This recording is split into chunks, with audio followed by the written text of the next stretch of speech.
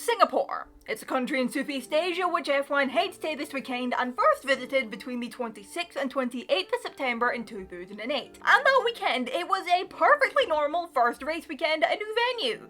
Until it wasn't, and became a weekend that would be remembered for one thing in the F1 community: Crashgate. Let's revisit it, shall we? Now, qualifying had been more or less kinda what you'd expect, with the top 4 spots on the grid being locked out by the top 4 in the Drivers' Championship, which were the 2 Ferraris, Robert Kubica and Lewis Hamilton, while the Renault cars qualified down in 15th and 16th. It had been a mechanical gremlin that had seen Alonso only manage 15th, and around a street track that ain't exactly a great place to qualify in. But hey, a silver lining, at least he did still manage to out-qualify his teammate, who ended up spinning on the formation lap before the lights had even gone out. And when the race did get underway, Massa managed to hold on to his P1 slot off the start, while further down as the opening stages played out, Alonso managed to back up a few places, getting himself up to 11th, which is good progress. But then we got to lap 12, which saw Fernando Alonso pull into the pits. Quite early in the race, especially given where he'd started down in 15th, you'd expect him to maybe go a bit longer, but no, Renault pulled him in for a pit stop, he refueled, he got new tyres on his car, and he went on his way again. Nothing out of the ordinary about that.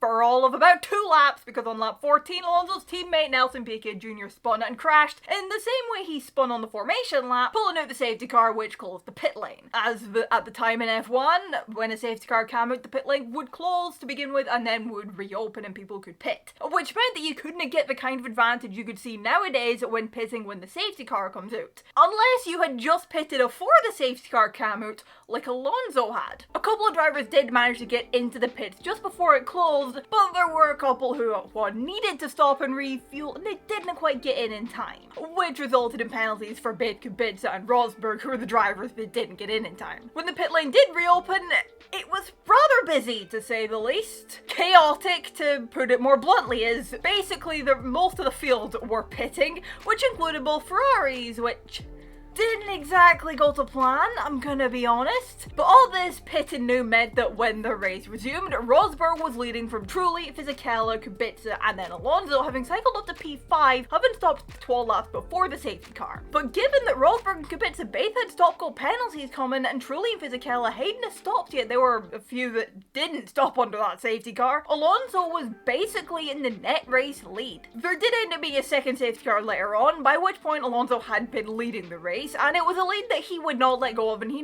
would end up winning the inaugural Singapore Grand Prix with Nico Rosberg and Lewis Hamilton. And from there, that was that on the 2008 Singapore Grand Prix. The 2008 season finished up, Hamilton won his first world title, the 2009 season got underway, Braun GP blew away the competition, Red Bull caught up to Braun, but then Renault decided to fire Nelson Piquet Jr. after the 2009 Hungarian Grand Prix, and all hell broke loose. So after Piquet was given the boot, the Brazilian driver said that his crash at the previous year's Singapore Grand Prix was now the car being difficult on heavy fuel, as had been said before, but it was rather a deliberate crash which the team had asked him to do in order to benefit his Spanish teammate, essentially alleging that Renault had fixed the race.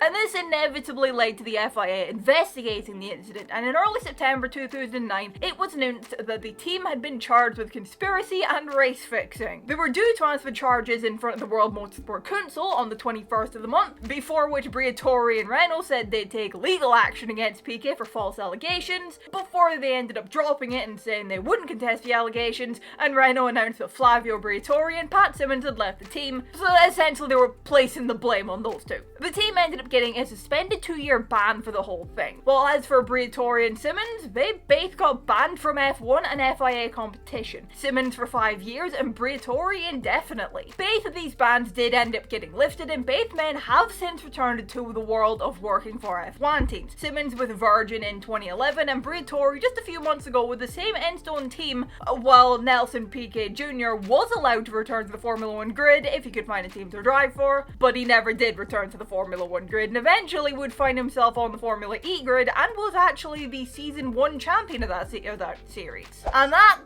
ladies and gents, is Crashgate. Luckily, nothing like this has happened since, to my knowledge anyway, but the streets of Singapore have continued to throw up drama, crashes, 2017, the beginning of the race comes to mind, and also just great drives. Here is open to another great Singapore Grand Prix this weekend. But the main question about the Singapore Grand Prix Is it gonna finally give us our first full safety car since Canada? Like, the chance of a safety car in Singapore, it must be near 100%. I should look it up, and I will try to, and put the number on screen here. If we don't get a full safety car this weekend, I will be shocked. Anyway, as ever, let me get your thoughts down in the comments below. Drop a like if you enjoyed the video, subscribe if you're new around here. Thank you all so much for watching, and I will see you in the next one. Bye.